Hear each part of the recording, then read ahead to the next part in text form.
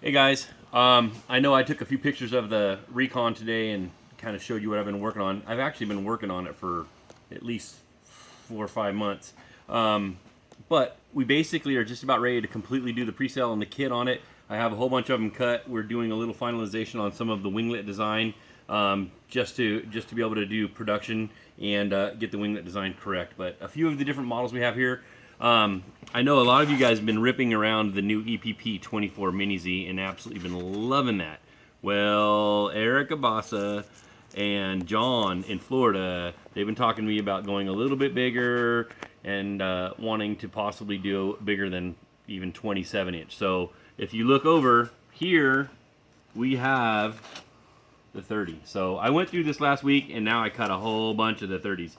I've cut them in the 30, I've cut them in the 36, I've cut them in the 34. It's basically the Mini Z's airframe. We left the center the same because it already takes mass battery, but we just lengthened the wingtips and gave it a little bit lighter wing loading. So that one's going to end up getting released, this week for sale, and it's going to allow you to go, 2210, 2217. You can literally go a little bit larger on the motors if you want, or if you want to keep it light in the wing loading, you can keep it, smaller motors and fly it super light. So I know the Mini Z flies absolutely awesome, but it does like to fly a little bit heavier wing loaded because it's a short stubby airframe, but this is going to be like a happy spot right there in the middle. So and then we have the Recon.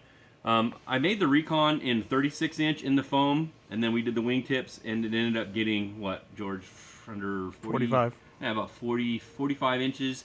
Once you add the wingtips on it, we've made the wingtips in TPU, we've made the wingtips in ABS, and I've been running the wingtips on my ZXL for quite some time. And these are actually these aren't even ABS. These were PLA, and I basically gave them a sanding and a painting just so I'm give them a little UV protection and make them a little bit stronger. And I've been flying the living crud out of those. And I've done the same thing on these planes that I did on that. Is I went through and I put the skids on the very bottom. So on the ZXL, I have these skids on the bottom here, skids in the nose and skids on the ends, and this has literally, coming in for sideways landings, it literally has saved the wing ends, so when you're coming in, it'll end up skipping if you get a little bit of a side draft coming in on, on the wind. So, but looking at this airframe, you can see what we've done here. Tons and tons and tons of extra room. I mean, that's just a pick sock for measurement. Tons of room in the middle.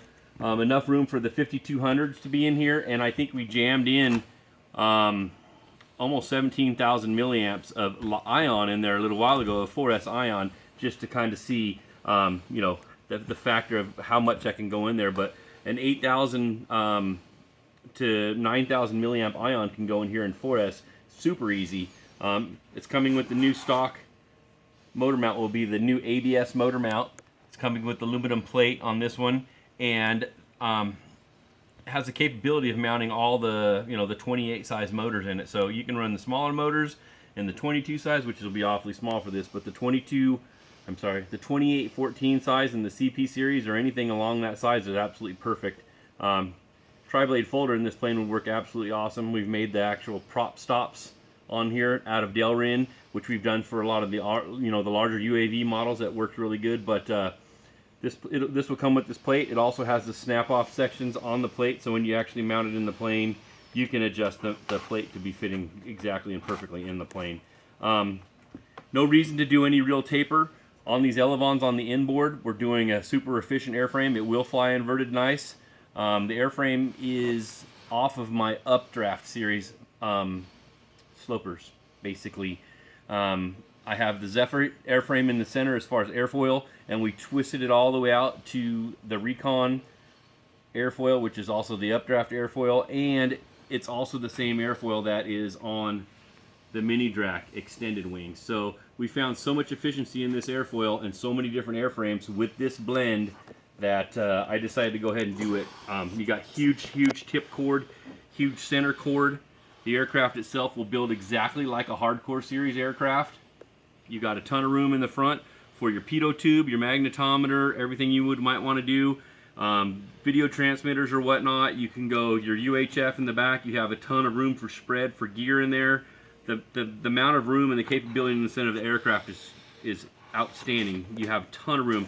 Basically, you're going to go ahead and throw all your fiberglass spars in here like you would on your hardcore series, and build it pretty much exactly the same as that. So the foam we're using is 2.0 super high density foam, but it is still super light, and you guys know after building some of the hardcore series planes how amazing this foam is once you do it with the fiberglass true spar method like we're using in all the hardcore series and all the Zephyrs aircraft. So again, the 30-inch aircraft in the Zephyr is going to be absolutely amazing.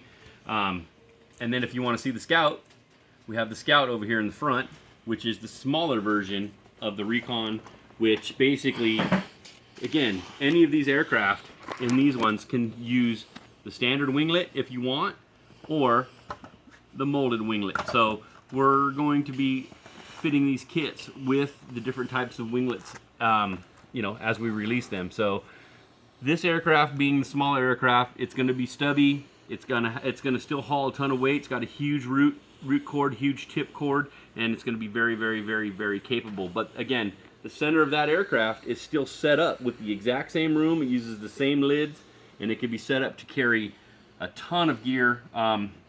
If you're going to end up going with a lighter gear, then you can pull some of these molded winglets off, and you can put the lighter winglets on it, shorten up the airframe a little bit, and have a little bit smaller airframe and go with lighter batteries. But if you want to go with the heavier batteries and go for longer range, and you can give yourself a little more wing area and a little more wingspan, you can go with the heavier batteries. And then at that point, you got a little bit heavier winglet you can put on there to help counter it. With all of the extra gear holes in there, you can manipulate your gear back and forth to manipulate your CG. And that's one really neat thing about this aircraft. Having all of this area to move everything around, at the end of the day, with the known CG, you can manipulate where you want it. So that's basically what I wanted to show you about the Recon aircraft and what's going to be coming in the next few weeks. So there's available information on the website. You got to get a hold of me directly if you want this aircraft, and we can get it out to you. If you're looking for multiples of the aircraft and you're looking for them international, let me know. We can get them out to you international too. So any questions, hit me up directly or hit us up in the nation. I just wanted to do a quick video to kind of show you what was going on. Cheers!